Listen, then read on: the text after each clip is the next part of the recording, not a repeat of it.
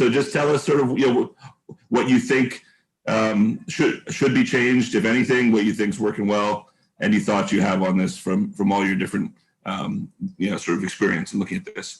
And Sheila, I know, has another meeting to run to, so just tell us sort of, she should kick us off, and then we'll go from there if that works for everybody.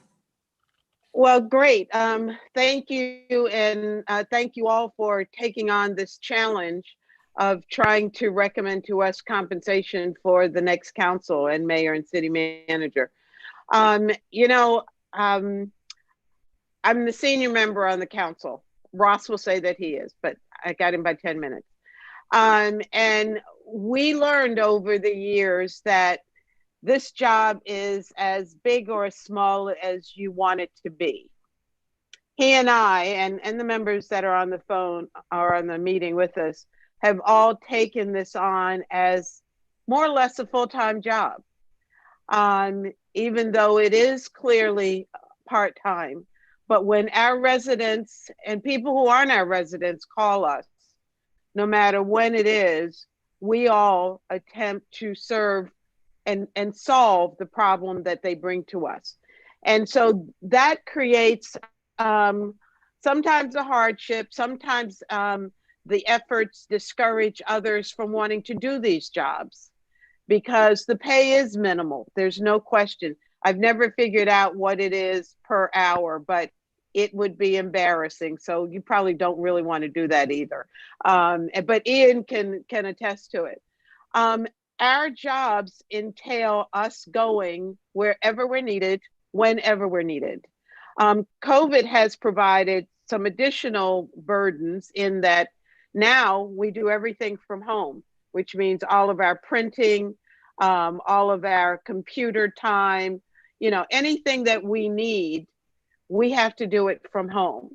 Prior to that, we could work in the office, but still most of us work from home. So, we get compensation, but then we get another allocation for education expenses and supplies.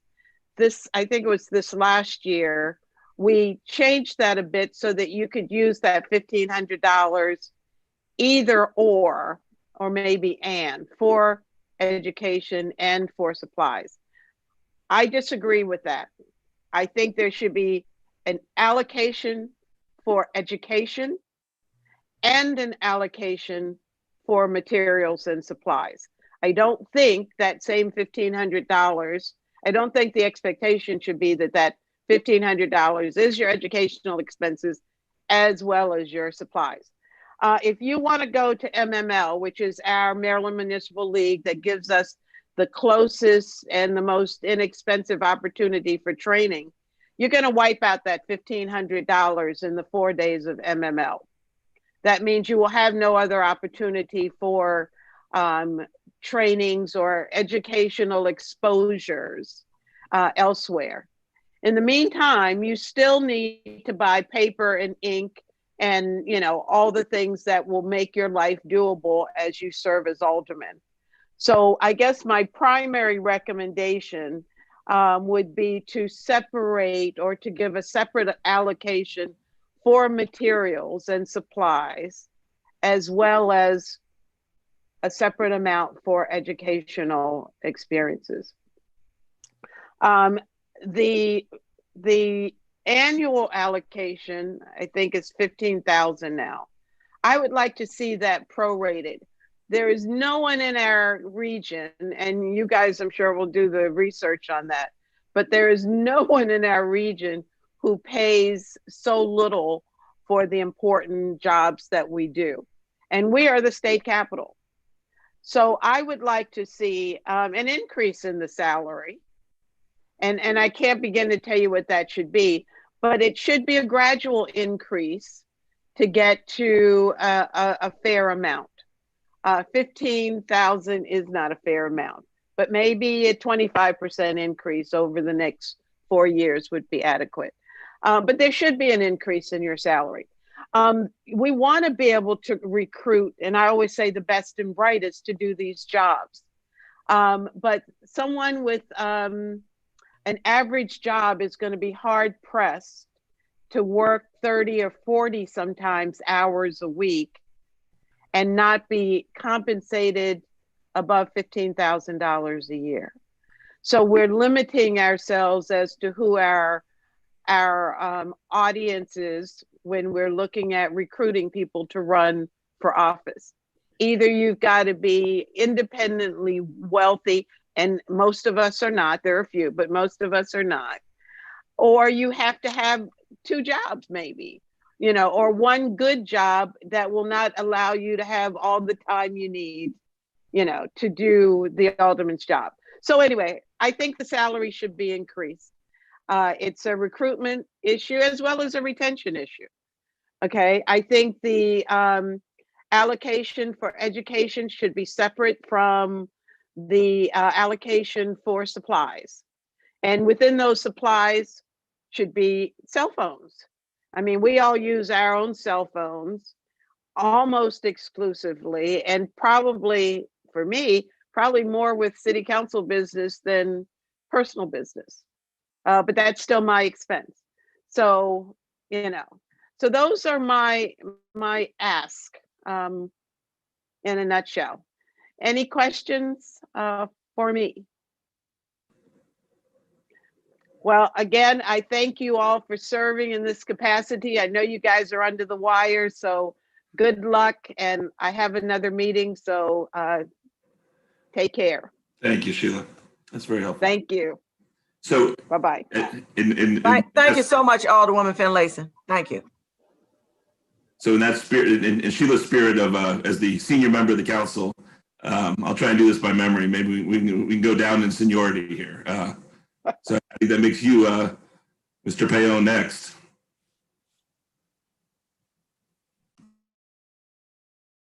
You're on mute, Fred. You're muted, Fred. I was 12 when I got elected. I'm really not. I've always viewed the salary as kind of an honorarium. I've you know, those of you that have followed the travails of this particular commission over the years know that I'm not really one to come in and say, hey, give us a lot more money, that sort of thing. I have to say the last 4 years I have put in more time than way more time than I have in a previous term. I think I'm probably 1,500 to 2,000 hours a year, and that doesn't work out very well for $15,000. On the other hand, it's an honor to serve the people. I would note that the Board of Education is an unpaid position. Why? Because it's an honor to have some influence on how our children are educated. I agree that $15,000 isn't very much, but I really agree that the $1,500 allowance should be upped, and I don't know how separate you have to make it. I think it ought to include an amount that is sufficient for education projects and also for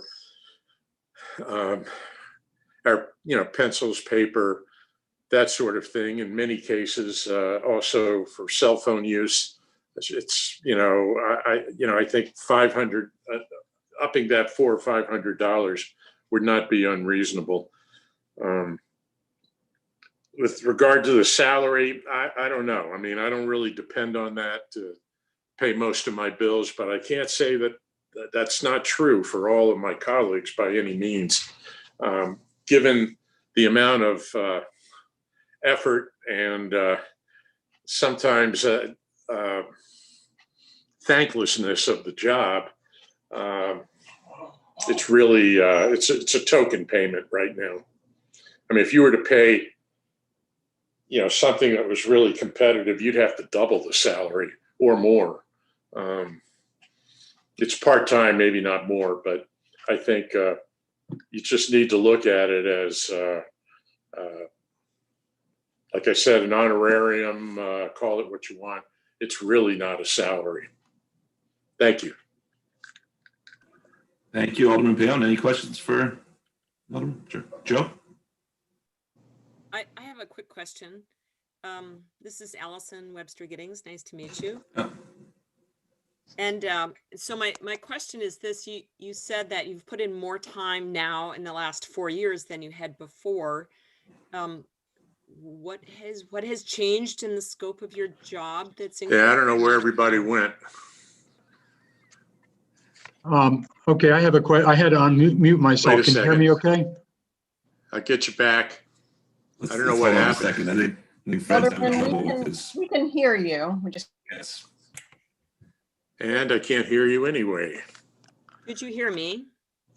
I did. Okay. I had the same question as you, Allison. Okay. Great. It looks like we lost the alderman. Okay, I'm back. I'm sorry.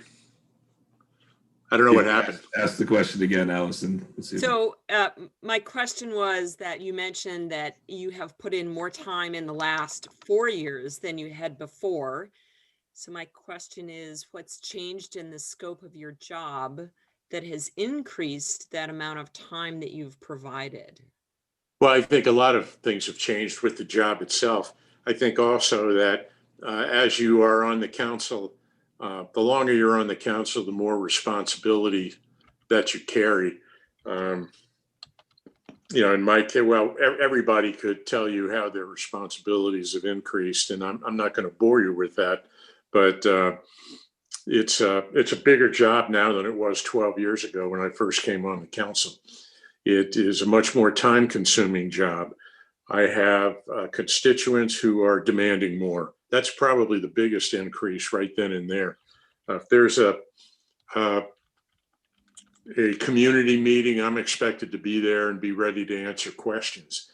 If there is something involving my ward before the planning commission, before a controversial liquor license is in question, I'm expected to attend those meetings.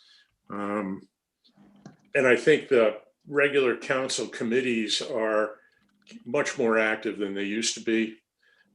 More is expected of those of us in my case, I'm on the finance committee, and good Lord, I put in more time from the 1st of May to the end of, to the 1st of July than I ever thought I would.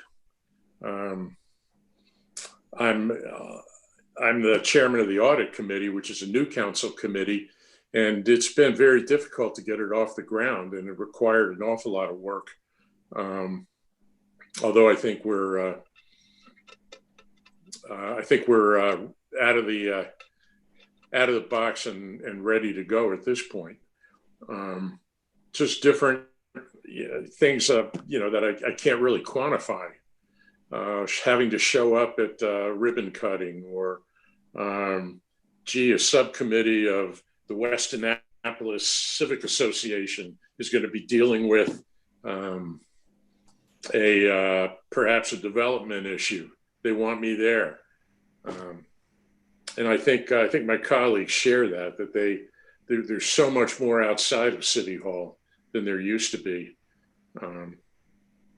That's a long way around the answer, but the bottom line is a lot more is expected of aldermen today than was 12 years ago. Alderman Payon, sir, did you say how many hours it was you anticipated you've been doing? I thought you had an hour. 1,500 to 2,000. Thank you, sir. It's the 2,000 would be a regular full-time job typically, but we do have one benefit, and that is to some extent, we can kind of set our own schedule. Mm-hmm. If I have meetings, if I don't want to, I don't really have to meet before 10 or 11 o'clock, unless it's a scheduled council type meeting or something more formal. If I just want to meet with constituents or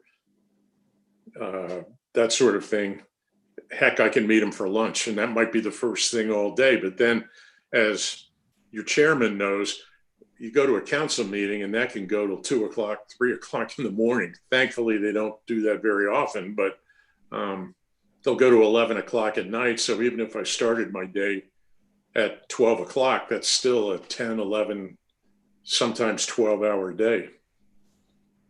It's not that way every single day, by the way, but more frequently than most of us would like.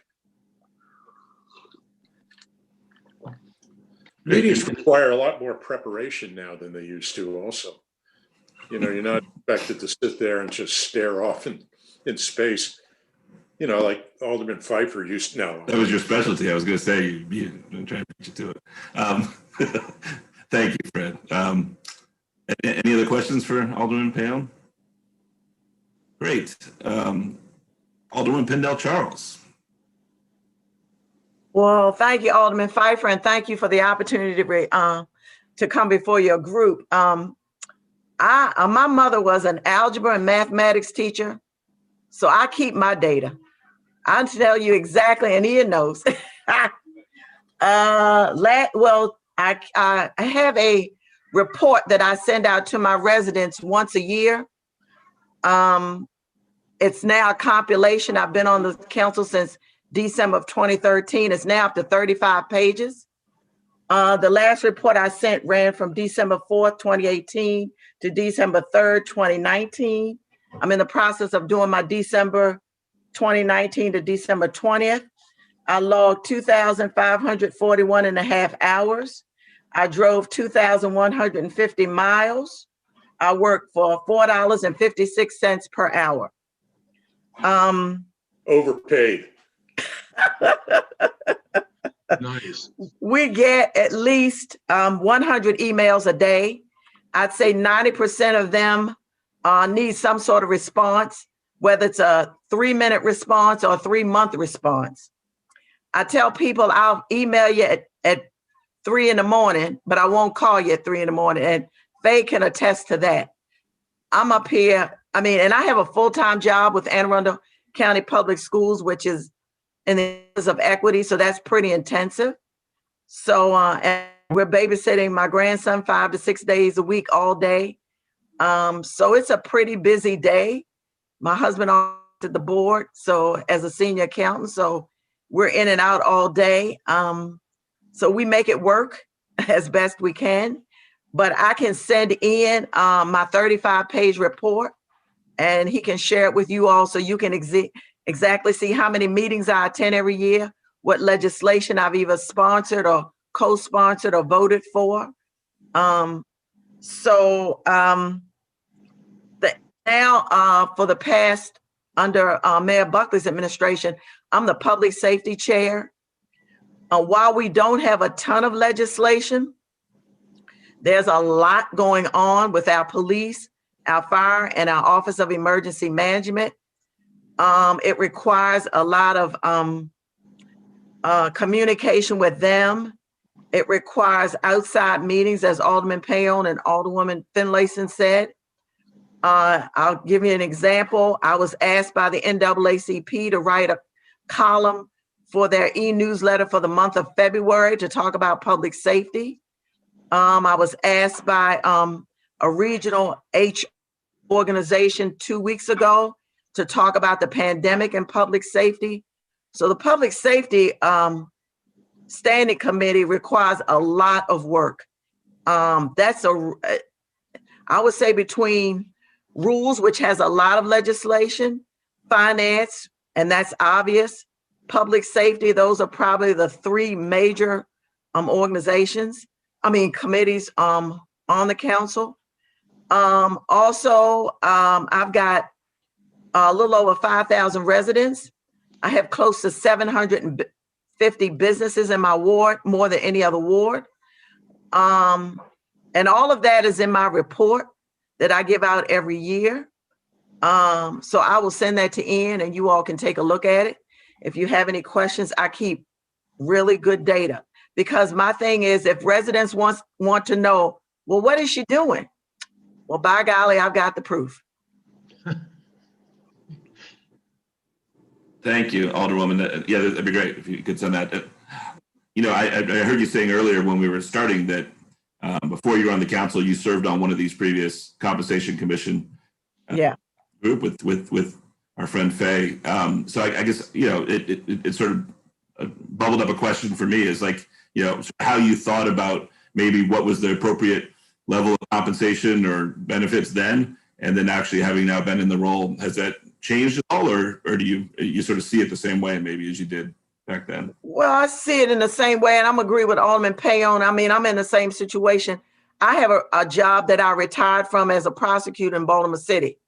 So that, that's an income. I work full time for the school system. That's an income. So for me, the money isn't critical, but some of our younger older persons, I think it should be critical. I'm not saying that there should be a difference in pay. We're all pretty much taking the same amount of time. But I will say for me, it's not as critical. You will not attract younger people to this position unless they already have a full-time job, which in some ways, because they're starting to get on their feet and starting their careers, they're not going to put in necessarily or have the time that we may have as settled people, children grown, that sort of thing. So it is, looking at it, what was it, maybe 15 years ago, I'm in a different mindset. I was working full-time then in Baltimore City. So it's I'm in a different position now. The other thing I want to mention too, I took on the role as public safety chair, not just public safety, and how I see public safety. First of all, public safety is paramount to our residents, to our businesses, and to our visitors. But how I see public safety, this legal obligation is important, but in order to assure our residents and assure our city of public safety, we have to make sure that our residents are 1, healthy, 2, informed, in other words, educated, 3, meaningfully engaged in the enhancement of our professional and volunteer workforce, 4, good money managers of their finances, 5, residing in safe and affordable housing communities, 6, they are mobile, which means easily able to access adequate and affordable transportation when needed, 7, pursuing social, community, entertainment, the arts, historical, and recreational activities, 8, as well as possibly choosing to enlighten themselves spiritually. Therefore, public safety is committed to working as one Annapolis, which is the mayor's theme, an Annapolis that values everyone and where healthy living starts here, which is the theme for our Rec and Parks Department. So when I look at public safety, I've got my hands in many other different pots: education, the school system, health, the county health department. I'm always hunting for opportunities to bring money management to our residents, looking for jobs through Anne Arundel Workforce Development, working through housing issues. So I take on the whole plethora of public safety. So as Alderwoman Finlayson said, you can make it as small as or as large as you want, but that's what I've done with the position. That's what I've decided to do. Thank you, Alderwoman. Any other questions for the Alderwoman? Great. Thank you. Thank you. Thanks, Rhonda. Alderwoman Tierney. Hi. Thank you for giving me the opportunity to talk tonight. I think I was just demonstrating our job. I'm multitasking, responding to emails as we speak. I've learned to be rude. But I just want to address on a general terms, and then probably more specifically in my case. But first, I'll start with a funny story. At the time, I owned a bed and breakfast, so I considered that a full-time job. And I remember before I decided to run, I talked to Alderman Littman, because he had a full-time job with the store and I remember sitting down with him, and he said, well, it's about 20 hours a week, as long as you can compartmentalize. And he said how long it took him to write certain emails and all that stuff. And but everybody's different, I know. And I just sort of kind of ran with that. But I learned very quickly, and I knew because of serving. I was Ward 1 Residents Association president, so I dealt with my predecessor a lot, and I realized how much time he put into it. I do have a very demanding ward, as you know, and that is also a big factor. But so on general terms, I think that looking ahead on the future of Annapolis and the dynamics and the issues that we face, I think that we are eliminating a huge sector of our community by not offering more money. This is clearly not a working wage. I know now I have a difficult to justify this to my spouse now that I have sold the business and it's just my husband earning a salary. It is truly a big consideration I have to make in choosing to run again. You know, because it is a full-time job if you are to do your job. I find that a big percent of my time is constituent services, and a lot of my constituents work full-time, so they rely on you to be available at their particular hours. So I would say about 70% of my time is constituent services and responding to emails. I keep that fluid. I think it would be very difficult to compartmentalize and say, okay, I'm going to respond to all my emails today. That you just can't. They're coming from all over.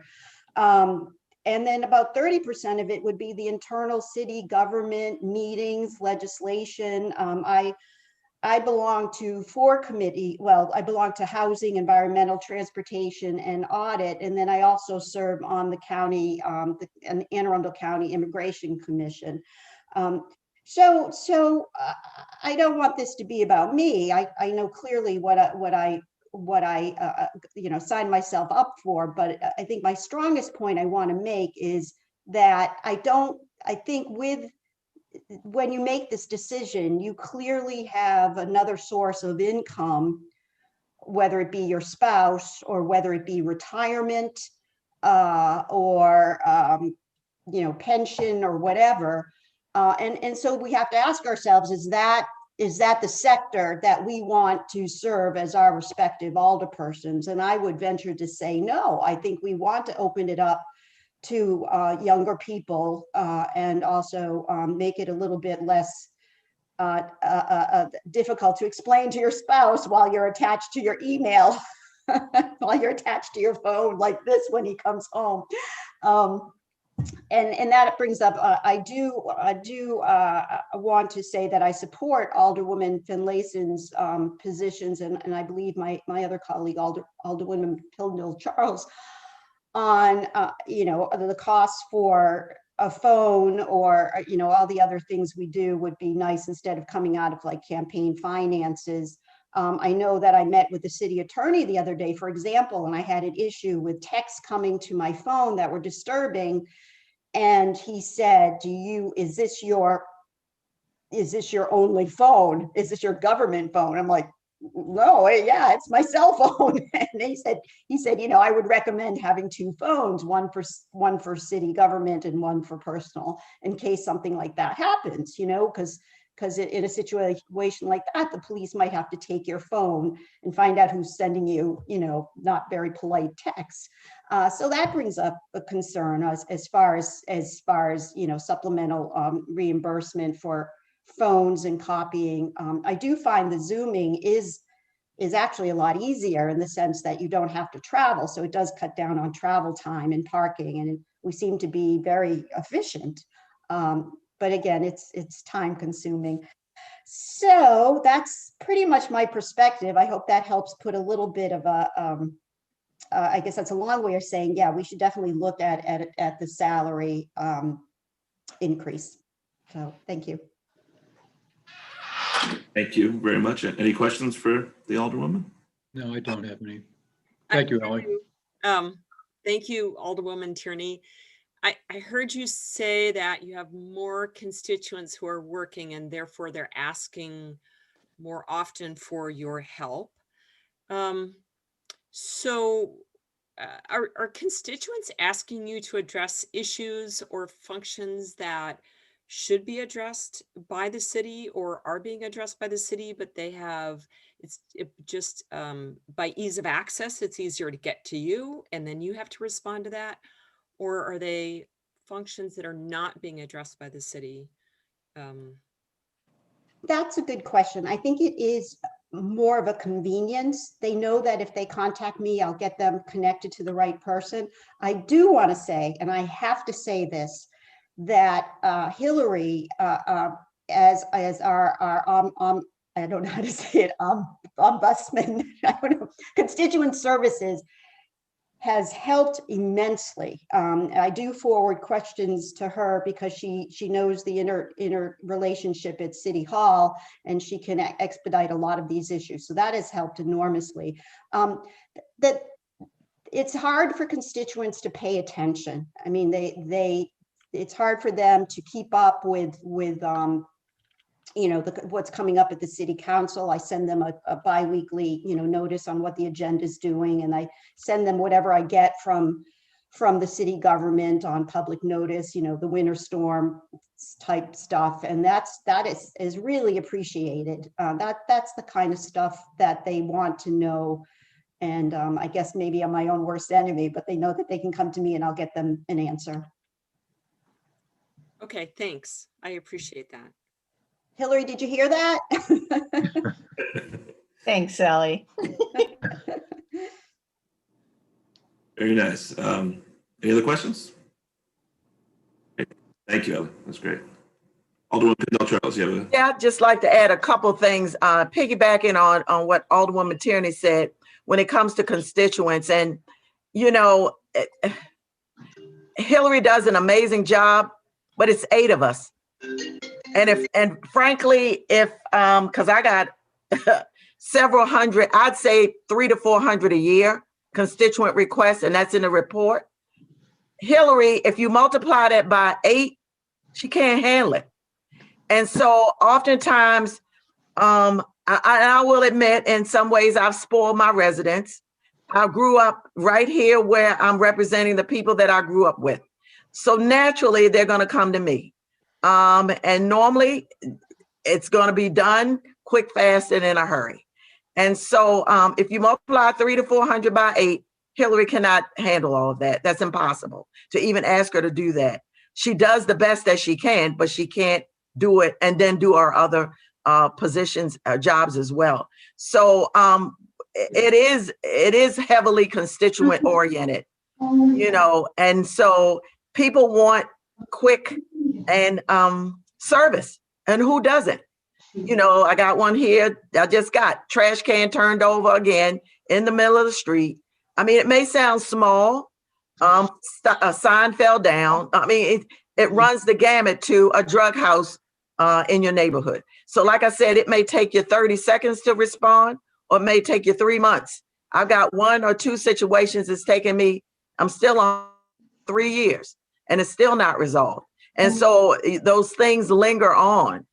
The other thing is, speaking of spouses, my husband was the one who taught me into this job. It wasn't my choice, but he taught me into it, and I'm glad I did it. But the thing of it is, I'll never forget something that former Alderman Carl Snowden said.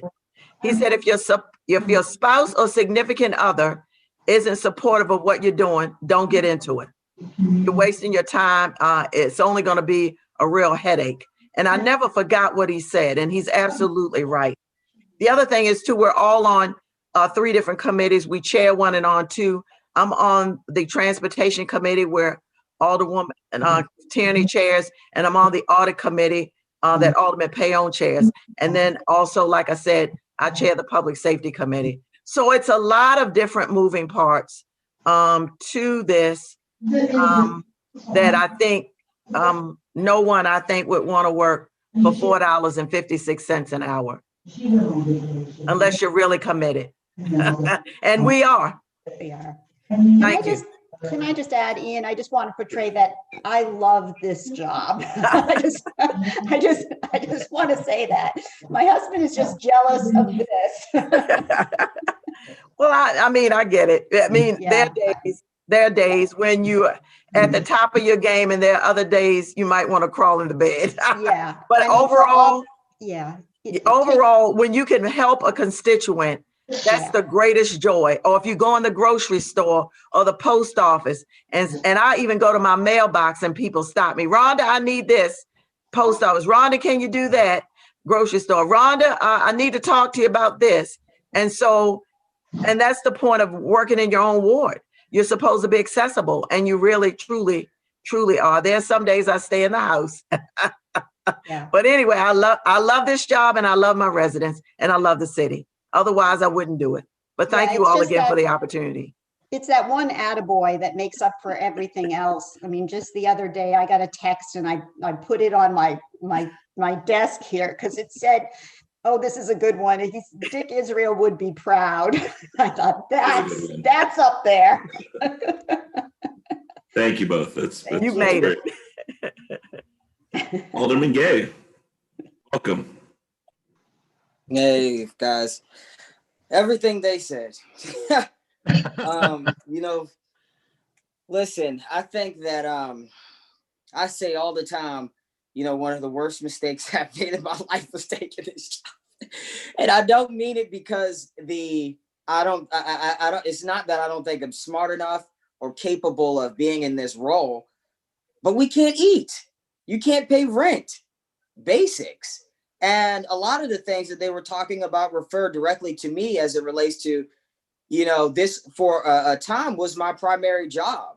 And I think that there is nothing wrong with that. When you took an oath in this office, your responsibility is to the people. And so if that is your primary job, so be it. But there have been times when I've sent in letters of resignation because I was like, I just can't do it. I can't pay rent. I can't put food in the fridge. It's just, you know, crazy. This is my schedule for tomorrow because I had to pick up other jobs. I'm getting up at around 7 so that by 8:30 a.m. I could be logged into my shift, which is now, thank God, virtually at PSN Media, which is over in Eastport, right by the Chart House. And so that is shift from 8:30 to 2 o'clock p.m. Every day throughout the week. In between that, I have 10:30 a.m. to 12:30 p.m. the Finance Committee, which I have to stop by because I have legislation that's up on the committee. And I also like to be informed on what's taking place with the Finance Committee. I got a meeting with the mayor from 11 a.m. to 12 p.m., the small business town hall. I have my actual like in-person physical shift at the Annapolis Maritime Antique Store from 12 to 4. I get off of that at 4:30. I have an Annapolis Police Department briefing at 4:30. And then after that, I have a Hawkins Cove outreach meeting from 7 to 8. And that's just a small day. You know, that's not including the typical responses in between and just doing all of the extra work. I just don't think that we can live off of this. I left school. I dropped out of school completely because it was impossible for me to balance in the beginning the duties of the city council and try to get a degree. And so I made an agreement with myself, you know, when I got into this office, I was like, you know, I'll take a semester off and then I'll get back. A semester turned into a year and a half. And I'm still struggling to get in because just being able to finance that. And so I'm not asking for the council's pay to be $100,000 because that's not realistic. But I think that at the very minimum, you should be able to afford to live in the city that you represent. And even for me representing a ward like Ward 6, that's difficult because nearly 80% of my ward is affordable, is public housing or government subsidized housing. And so if I don't qualify for those programs, I can't get into the housing. I've applied for food stamps. I don't qualify for that because of me having to pick up extra shifts. So I'm over the threshold of income. I can't qualify for public housing because I don't have children. And I'm not in a homeless situation where I would need to be jumped to the top of the line. So there are, you know, legitimate challenges to representing a ward like Ward 6 in particular. I think a lot of us were talking about constituent services. You know, I make myself available 24/7 because you never know what could happen. I'm called with domestic violence incidents.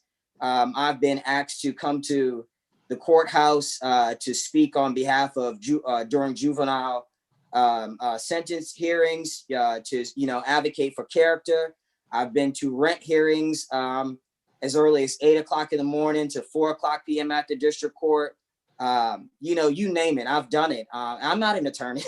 You know, I don't have those qualifications, but a lot of the constituency that I represent don't have the basic necessities that some of our surrounding neighbors had. And I think that makes it 10 times as hard because we sometimes lack the necessary education to navigate the legal system. And that requires additional help. I keep in touch with the staff in the mayor's office and the city manager's office daily. At one point I was there every single day, but I had to cut that back because it just wasn't, efficient with my schedule.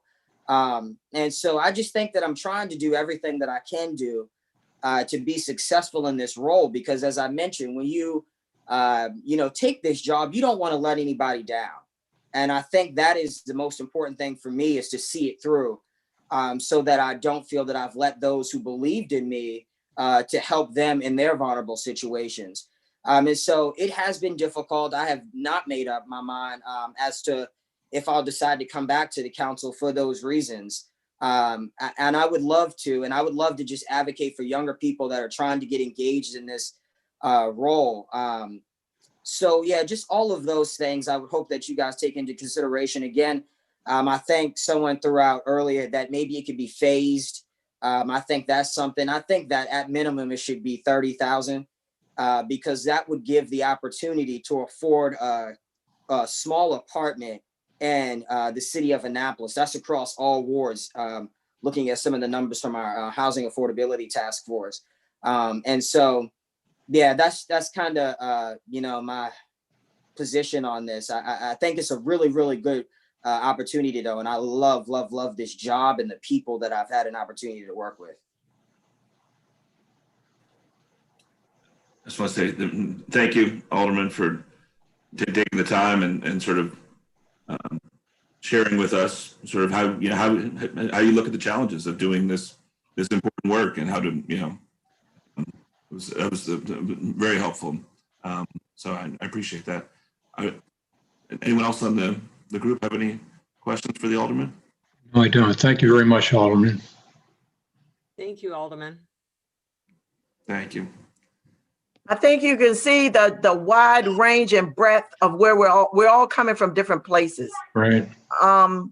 That's obvious. And if you had Alderman Arnett and Alderman Savage, is that it? And Alderman Schandelmeyer, who's very new to the council, you got 3 more different stories. So I think this is really good. And this is what makes the council really work well. I will say this, I've had many people ask me and say, you all seem to get along very well. And we do. We don't always agree, and that's okay.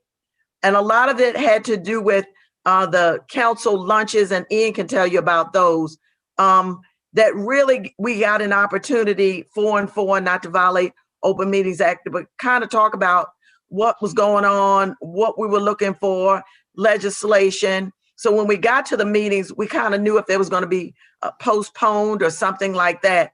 And so that was extremely helpful in kind of bringing us together as a group. And so that people have actually, like I said, remarked to me about how well we seem to get along, how we don't always vote alike, but we do have reasonable and articulable arguments to why we feel the way we do.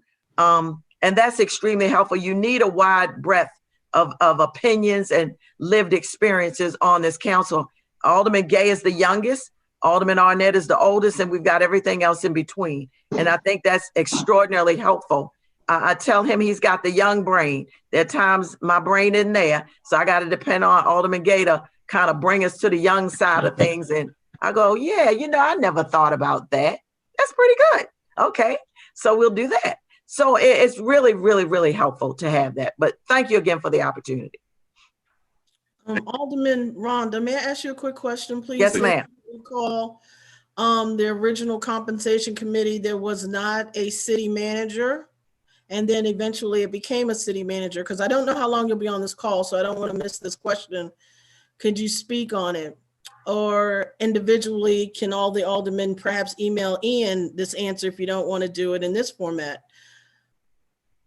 Who do you report to more likely, to the mayor or to the city manager, to resolve your constituent needs. I know Hillary walks on water. We all know that. But it's that original role when the city manager came into play was to absorb the majority of the mayor's functions in the job description when we did this eons ago. So how would you individually as alderman, and Rhonda, if not at some point, like I said, if this is not the format to do it publicly, do you go to the mayor or more the city manager, break it down in percentage? That would help us because we are trying to determine compensations and things of that nature. Because if I recall, the Charter Revision Commission is the only one that can change the job descriptions. And that's what I've heard from the YouTubes I've listened to, that I missed those first two. So we kind of need you guys to answer that role and that question so we can see if what we envision happened or needs to happen. So. Okay, well, I'll start with the obvious. That was back when Josh Cohen was on as mayor, then Mike Panelides, and now Gavin Buckley. All three of those mayors are totally different. Mm-hmm. Totally.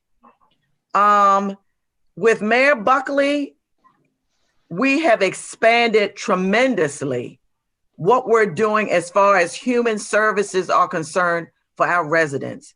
I'm not disparaging any mayors, don't get me wrong, but he has expanded that office.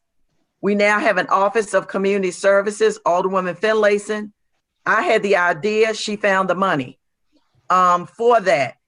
We are doing things that I thought we would never, ever do. And I'm gonna say that publicly. I'm not disparaging any mayor. But since Mayor Buckley's been on board, we have honed in on the theme of One Annapolis. And One Annapolis involves, because we don't have a school system, we don't have a health department, we depend on them, but there are certain things within our communities and our residents that we need to address. And so Mayor Buckley has taken it to a high height and a greater level. So to answer your question, we've been through, since I've been there, I can't remember, I'm going back. We had Tom Andrews, we've had Teresa Sutherland, and now we have David Gerald. They are three totally different people. For me personally, if it's a constituent service, and this is kind of the protocol that I've adopted, say for instance, I have a planning and zoning issue. Mm-hmm. I've got a situation out here that's been going on for a while. I won't get into the particulars. I will email Director Nash, Dr. Nash, and I will CC Director Gerald. That way he is in the loop as to what is happening, what's going on, and has a sense of the different constituent concerns that we have. When Teresa Sutherland was there, she was more of the numbers, the budget, that sort of thing. So I didn't send those emails to her all the time. With Tom Andrews, I knew Tom when we were both working at Department of Natural Resources in 1979. So I'd known the man almost 40 years. So that was a different relationship. So I could go to him about mayor stuff, city manager stuff, all kinds of stuff. So for me, it's been a fluid and an ever evolving process, depending on who the mayor is and depending on who the city manager is. David Gerald has much expertise in the financial realm. Of course, Teresa's a CPA and all that, and that's all she's done her whole life. David's a professional engineer. So for me, that's how I operate, not necessarily under what the position is. I operate under who's in that position. When it comes to going to the mayor about things, it may be something that I'm thinking about, an idea I might have that I'll go to the mayor about. I might go to the mayor and the city manager. I've got a meeting coming up this week about something that I want to talk to both of them about. So it depends on the situation. It depends on the person. And it comes from, I guess, a prosecutorial background That's how you survived. You had to find out the tenor of the people to figure out where to go and who you needed to go to and how you approach whatever situation it was, whether it was in court or in the hallway or whatever it was. So that's my way of dealing with it. Some others may be pretty structured in what they do. I think more through the problem and who can get me the help that I need. Thank you, Alderwoman Rhonda. And I'm sure if any other, I see Alderwoman Ellie has her hand up, but I thank you right now for your honesty and candidness, because it's very insightful. And it sounds like your goal is not an organizational chart, it's to accommodate the constituents or whatever the need may be. So thank you. The other thing I want to mention, in a courtroom as a prosecutor, I always equate it to an orchestra. The prosecutor is basically the band leader. You know, if the person playing the flute isn't playing it well, and the judge who's the banjo player isn't playing it well, you got a bad band going on. So you got to figure out all the 15 bailiff, sheriff, correctional officer, police officer, victim, witness. You got to figure out all those personalities to be able to get that band to play on any given day, whether you got 50 cases on the docket or one day I had 198 violations of probation that I had to get through by 11:45 on a 9 to 12:45 day. So that's how I approach things. Nobody or anybody else may not have the same approach as I do. Okay. Thanks again. I just wanted to add that per the city's charter, we as alderpersons cannot direct any department head to do anything. And as such, the city manager can. So I would say the majority of my emails are copied to David Jarrell to assist in that, because usually it does come to the point where I need a department head to do something, and that's usually sort of on the ground stuff. So it involves DPW, you know, the potholes, that kind of thing. But I can't say, you know, can you pave this street or do this? I have to go through the city manager. So he is really an enormous hub, if you will, in those kind of interactions. We all have our analogies. I think of the mayor as sort of our captain on the ship, and we're there to make sure that he doesn't steer right into an iceberg and wants to make sure that we're all there with him. But anyways, I just wanted to make that clarification on the city manager's interaction with us. Well, thank you as well. And Ian, I'm sorry to steer down that path, but I didn't know how long we had the alderman, and we have another alderman I know who wants to speak as well. We do. So thank you very much, Ian, for allowing me to take the ball and run with the captain. that was helpful. And now, but not least, our newest member of the council, Alderman Schandelmeyer. Tell us, everyone. Have you actually been paid yet? So, like, you have some thoughts. So I am on the opposite side of a lot of my colleagues on this one. So try to not get mad at me. I don't actually believe a pay increase should occur. It is not out of the lack of work that goes into this job. All of us put so much time and energy and effort and hearts and souls into this. But my rationale for this is we are asking a lot of our city employees to freeze their salaries, to potentially take cuts. We are potentially cutting back on services that the city could provide. And even though a salary increase probably doesn't increase that budget a little bit too much, for me, it's a sign of unity that all of us are tightening the belt together. I, again, do not want to minimize the hard work that my colleagues put into their jobs here on the council directly and working with their constituents in the community, but that's the perspective that I'm coming from. Thank you. Alderman Gay? I would just add to that. I've had a chance to go through the budget process, which I thoroughly enjoyed learning city government. And I think that we've asked employees that make over $100,000, included in that the city manager, who I believe you guys make a decision on his compensation as well.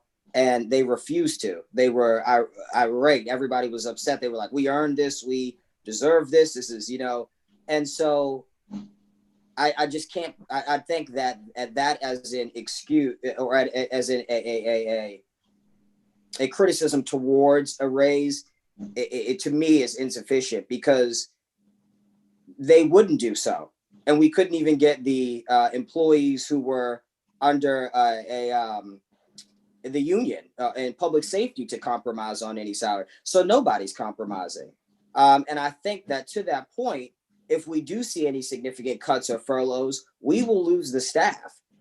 And right now we only have, Hillary is not our staff. So I don't even include her, even though Hillary is great. She's not our staff. She works for the mayor. So right now we only have Takia, who is handling the responsibilities of our office. And so I think that to, cut or furlough or, whatever would take place in the future, and to put more of a burden on the individual council members is just an even more of a reason why we should lean towards an increase in salary.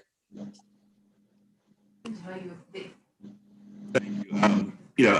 guess this sort of leads to a question that I'm happy to open it to some of our colleagues here. But yeah, you put your finger, both of you, I think, on dynamic. Like, this group makes a recommendation, which then is basically introduced by the mayor, and then you have to vote on it, right, or amend it in some way. So it is it is a real live thing in the middle of you doing the budget process, where you're going to be making those decisions about furloughs and all that stuff. Like it strikes me that you might have a very different recommendation if we'd done this on, February 2nd, 2020 instead of February 2nd, 2021. But yeah, so I guess I want to hear from you on that, because I think that is, if we took Alderman Gay's approach and we said, it's been in this $12,000 to $15,000 for a long time, let's double it and let's get it to a proper wage. If times were good, would that even pass? Yeah, if times were good, I probably would be coming to this from a different perspective. But they're not now. And I don't see, as maybe other people not being willing to take that compromise or cut back, as a reason that we should not also try to come forward. I will give this as a caveat. I do have a full-time job on top of working as an alderperson. So my entire income is not dependent on this position, but I'm still just where I'm coming from. I understand why my colleagues are stating the way they voting or testifying the way they are testifying, but I just think with the current sacrifices we are asking others to make, that we should also be willing to add ourselves. Understood. Any other questions for any of the aldermen? I don't. You alderman.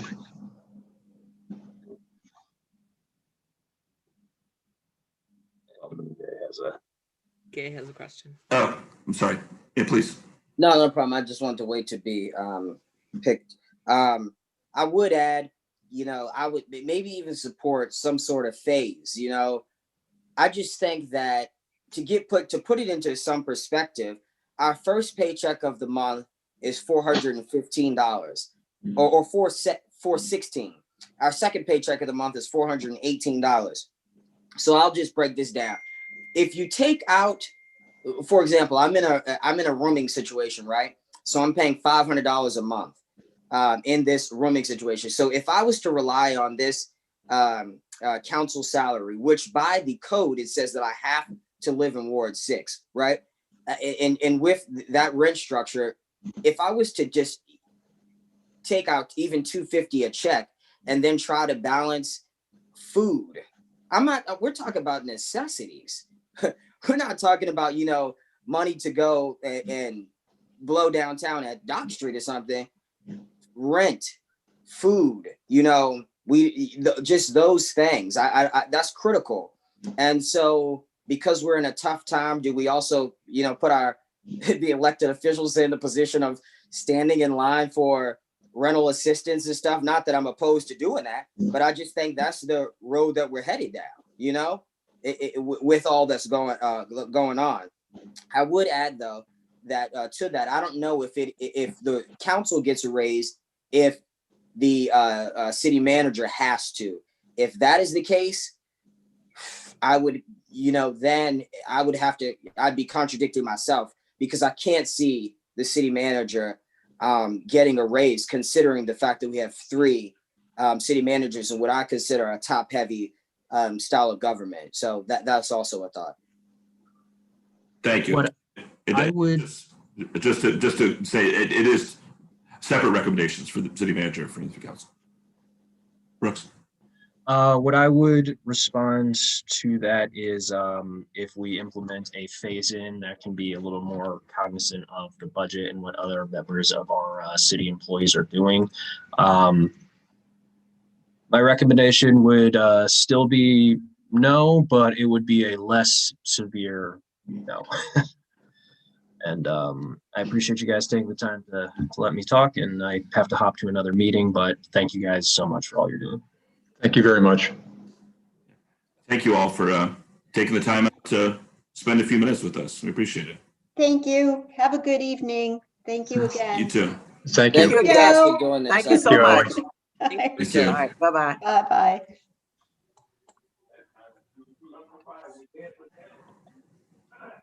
So, Hillary? Yes. So, we could, I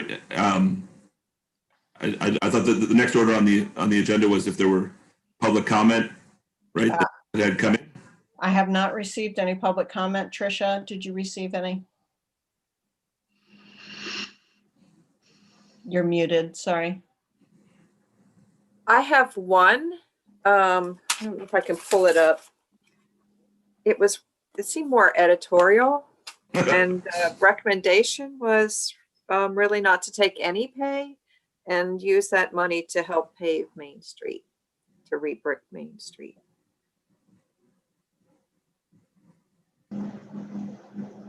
I can forward it to everyone. I mean, I don't want to discount the need for a public comment, but that's the way my summary of that is the way I took it, rather than, Gotcha. I hope it's not a paraphrase, but I can send that to everyone if you hadn't received it as well. Okay. So, and was the sort of the public notice about asking for comment, did it have a sort of a time span or anything that, are we like how was it? Could there potentially be more people responding, or like how should we think about that as we plot our next steps here? There will be an opportunity, in addition to commenting to you before you publish your report. There will also be, this will then go to the council. So there will be another bite at the apple, as it were, where the public can comment before the council votes. Now, of course, the public, at that point, it can't be increased. Your recommendations can't be increased. They can only be decreased. But there will be another opportunity to comment. I can try to push it out again tomorrow. We can put it out on social media. I find generally it's challenging to get comment when there's not a recommendation to comment on. People are more likely to comment once there is something on the floor. That would be my input. Makes sense. Alderman Pfeiffer, since there's a bit of a time crunch that you guys are in, do you want to set a time? Like I believe we're all meeting again tomorrow, so maybe at the end of tomorrow's meeting or something where public comments won't be accepted anymore, or like a sort of a hard deadline so that the public knows that if they want to comment, they have to comment by a certain time period. Yeah, no, I think that makes sense, right? Like, so, I know initially we had discussed tomorrow because Alderman Finlayson had a conflict, but she was able to sort of make it tomorrow. I guess we can keep it open. And right, there were 2 other aldermen we didn't hear from today. And if anyone, Well, I've got, Sure. if you don't mind me saying something here. Please. I feel really funny about this whole situation because we have the aldermen talking to us about how they feel like they're underpaid and both in salary and their income, and as well as the allowances. And I understand that perfectly. But we've had no information about the finances, or, we haven't gotten any comments about the budget situation. It seems to me that it's really hard for us to do anything about meeting their needs without that kind of information. And what's the expectation of, say, the city manager and the mayor to pay the aldermen what they probably deserve to be paid? I mean, where do we go with this? Well, one thing I will offer to you is that the intent of a salary review commission, a council compensation commission happening with the timing that it does have, is that it's with the appearance that there's no political influence over the outcome, that those individuals are not going to benefit from it who are currently in office. Now, with the city manager, clearly with the mayor, there are term limits. With the council members, there are not term limits, but it's still irrespective of that. The concept here is that you're dealing only with a term at a time by completing this work, and that the impact of your decision will not affect the current council as it's configured unless any one member is successful in seeking re-election. But it's not hinged on that. No.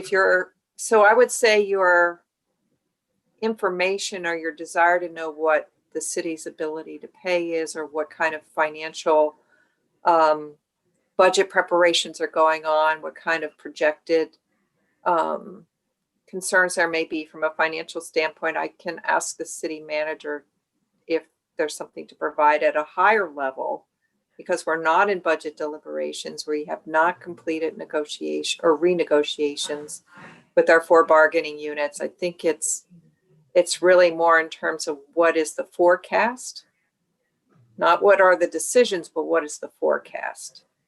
And if that's what you desire, I can ask for that level of information. Well, we're already in that with our collective bargaining groups, and there's already conversations clearly through finance committee and some of the other forums that are appropriate for that. This is the first time I've been on a compensation commission like this, and I'm wondering if these are common comments that you receive from the aldermen over the years. Like we work more than we're getting, and is this pretty typical, or I understand what they're saying. I know Ellie pretty well, and I know she's extremely busy, as probably all the aldermen and all the women are. So, are they working harder than they expected to, or has the job changed, or the expectations changed? I don't know. Joe, nice to meet you virtually, and if you allow me to respond, yes, since I've been please. on 3 other commissions. So, hello, Joe. Hi, Faye. You actually had some things that I wanted to address. I think I'm also on a finance advisory committee that meets every month for several years, and they are talking forecast of the COVID impact and the loss of income. They're talking significantly about that and how it's going to impact us. So that is a part of what previous commissions have reviewed. I don't know if Jody, but like you said, the city manager perhaps could give us a good idea. As far as aldermen discussing their job requirements, I think Alderman Payon described it. It's significantly changed through the years of hearing various alderpersons discuss their role. I heard that more and more now, the hours and the taxing, and more people are putting more taxing demands on them. From, I would say, I recall, this is the first year I've heard that it's a significant impact on the role.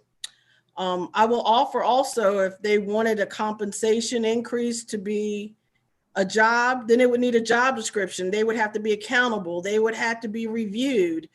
That is a true job any one of us have in a job description. So if they want it to be compensated to the level that some of them have expressed, they would have to have accountability. When you're spending that much of the city's money, this is my opinion, you're going to have accountability, a true job accountability. And how do you track that? There might be a mechanism we can do so. But just to answer and to speak historical knowledge, this is a significant, more and more of them sharing that the impact, more of them expressing a need to do some type of compensation adjustment. And to answer another one I want to make, Miss Allison, hello, meeting you also. I did look at the first YouTube to answer your question about what a city council report. The change from the minor to the major report was one wanted a range and one wanted a set amount that the aldermen would get. If you look at that, that was the significant difference. The minority just wanted a range. So that was the only difference from the last commission I was on. If I have this window, thank you for allowing me. I'm trying to get caught up with some of the emails and some of the information. So that's what I offered Joe, your original Allison. I just wanted to share that. I wrote some notes for preparing for tonight's meeting. And Tricia, right, Maryland Municipal League was very crucial in us finding the appropriate responses. Last but not least, if I can have this window, has it been noted why this commission began with such a delay that it's not a reflection on us? Because 4 months is what it took before, that's now in a short window. And we want to do an effective job, obviously are heavily committed, but has it been noted as to why there was a delay in beginning this inaugural commission as opposed to what we have done for the last 3 that began in October of that prior year?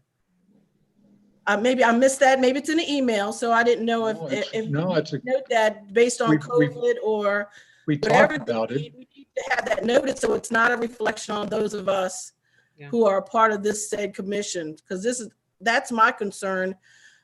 Everyone's driven to do the best job, and I hear from the Zoom meetings and the emails hitting the ground running. These are all the things we did previously, so the commitment's there. But I just wanted noted somewhere, were we able to extend the deadline based on this unusual pandemic environment, or whatever the reason, that perhaps we could give it the service it deserves to be effective? So that's just my notations. Definitely need the Maryland Municipal League information and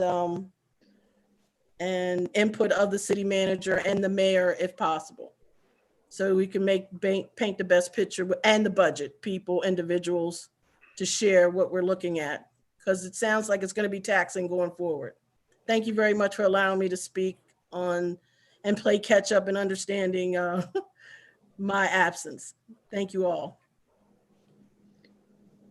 If I can just add to that, I'm sorry, Carrie, go ahead. That's okay. I was just going to answer the last question first with regard to extending the time for you guys to submit a report. Unfortunately, the charter has a strict deadline that it has to be 9 months before the general election that the report has to be submitted. So that does have a hard deadline of February 8th. We tried, but there's nothing that we can do about extending that deadline. So what I'd like to add to that, though, is that's when the report needs to be submitted. I don't know if that process-wise allows for submission of the report, but then maybe more time to deliberate before there's a final recommendation. So I would say that's probably still a legal question. Well, But- Carrie, didn't you say at the last meeting last night that we had to do it within 6 months of the next election? Nine Within months. 9 months, yeah. 9 months. You excuse guys me. wouldn't be able to submit sort of a draft is what Yeah. Trisha kind of was alluding to. No, it has to be the final report that has to be submitted by the 8th. I don't have an answer for you though, Faye, about your question about why it's so late. I knew that there was time that it needed to wind itself through the council to choose members for the commission. And process-wise, it got us into a really tight crunch. It didn't happen. I believe that started in October the last time, the resolution. For all the 3 years, 4 year spans, Yeah. it's been at least October before. Right. In fact, I can go back to, I'm a Catholic school anal fear of authority. I have all that documentation that tells, everything that we did and participated in. And like I said, that's why I just really, as good citizens as I think we all are, we're very committed, but I just need it noted. And if this is a pandemic, which, never occurred, this is probably the likely reason why things were addressed before we were able to begin. And I think if a resolution or something can be done to compensate or have that conversation, it would work out best for us if we could give it a little more time, because I just want to do an effective job, anything I sign my name to. And I think every citizen on here feels that same way. So that's just my concern, that we don't want to rush and be ineffective. So thank you very much. And so if it's a hard no, nothing can change, but I'm sure other things have been impacted in the city because of the pandemic. This might be something that, but I don't know the reason why it was pushed back. So I'm just assuming. So. Yeah. Well, to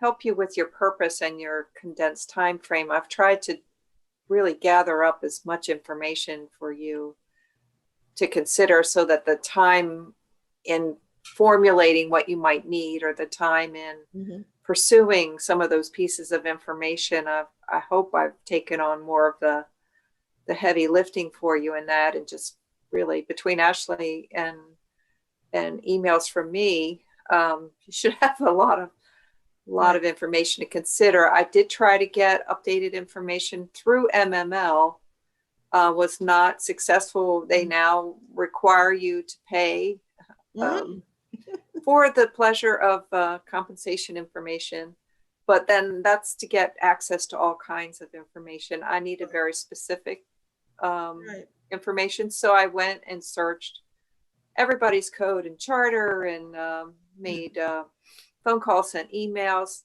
That did get slowed down in this pandemic. I'm still waiting for responses on a few of them, but I feel that what's in that spreadsheet, with some exception, is sufficient information for you to Thank you. I'm almost there to tackle that. So I'm always caught up. Like I said, I heard the first YouTube and part of the second YouTube that Hillary was kind enough to send. I'm digesting this paperwork. So it very well may be all the tools we have here to land. That's, up to the commission to decide. But thank you for answering that and your response.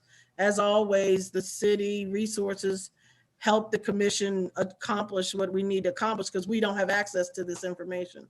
So I won't berate the time. So thank you, Ian, and everyone, for allowing me to speak.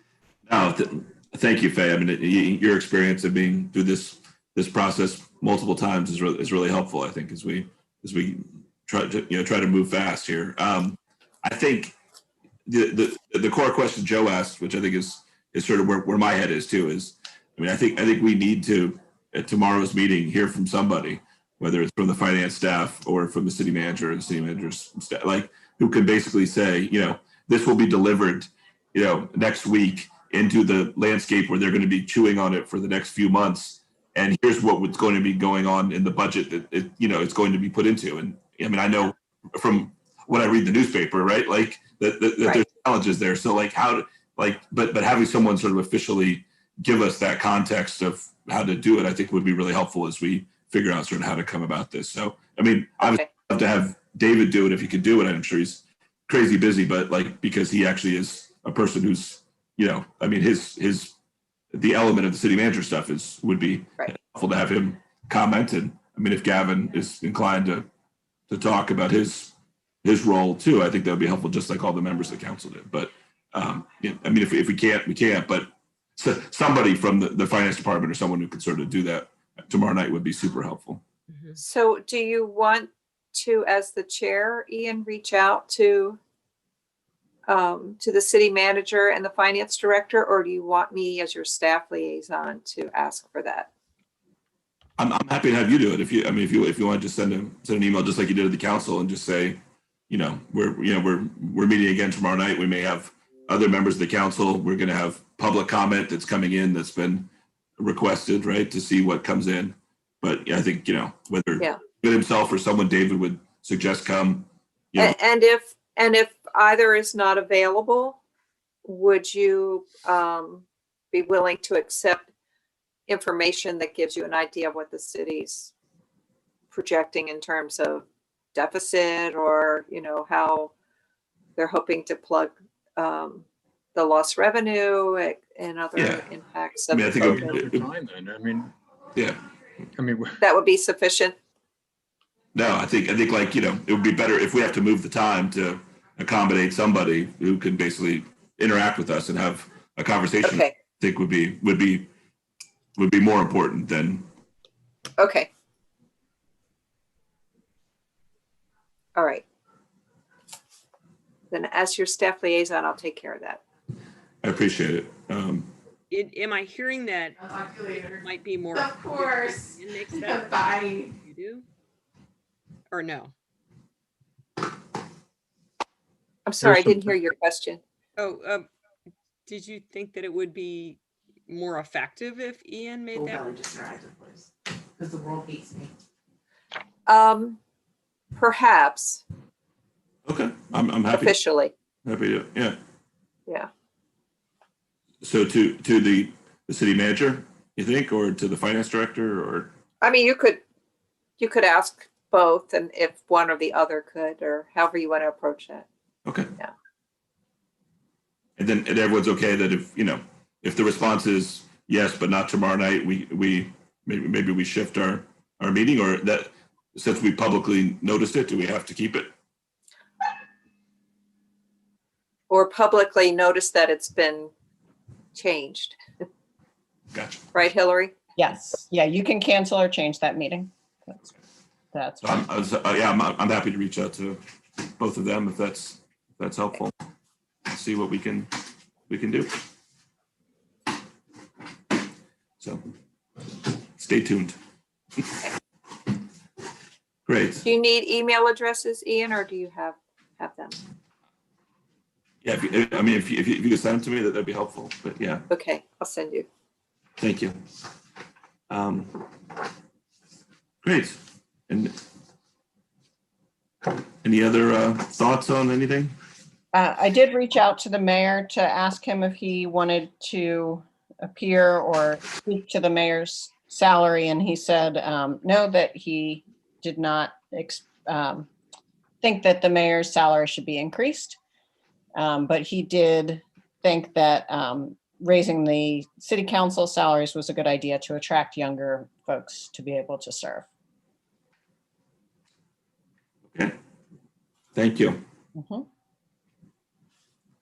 I just want to add that I think it was, nice to hear from all the aldermen and alderwomen. It was pretty good information that I got anyway. So I want to thank them for doing that.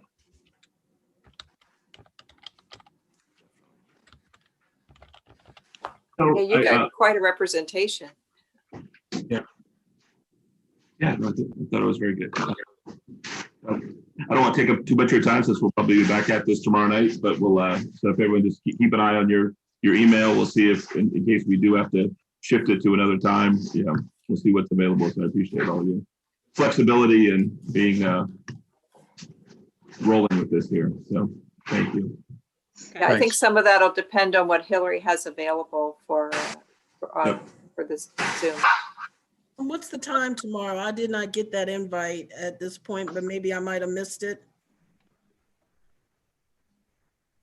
What do we have it reserved? All right, we have it early tomorrow, I think, 5 o'clock. 5. Yeah. Perfect. All right, thank you. Mhm. And so that invite will come out from Hillary. Is that correct, Hillary? With the Yes. Zoom Yep. Connect? Yes, ma'am. Okay, thank you. Great. So unless anyone else has anything else for tonight, we could. Make a motion to adjourn the meeting. I second. Thank you. All in favor?